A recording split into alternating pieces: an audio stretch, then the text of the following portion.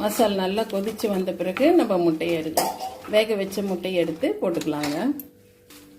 4 முட்டை வேக வச்சு எடுத்துருக்கோம். இதை ஒளிச்சு அப்படியே கீறி விட்டு நம்ம இந்த குழம்புல போட்டுக்கலாம். குழம்பு கொதிக்கிட்டும், மூடி வைக்கலாம். குழம்பு நல்லா மசாலா கொதிச்சிருச்சுங்க. இப்போ நம்ம கீறி வச்ச முட்டைய அந்த கீரினதை காட்டு. அப்படி இப்படி பொழந்தீங்கன்னா கீரினது தெரியும். எங்கே கீரி இருக்கு? 4 பக்கமும் கீரி இருக்குங்க. அந்த முட்டையை போட்டுக்குவோம்.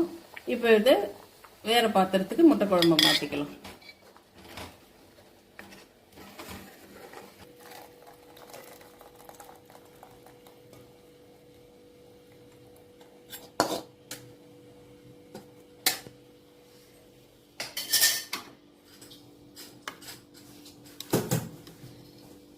முட்டை குழம்பு ரெடி ஆயிடுச்சு. சூப்பராக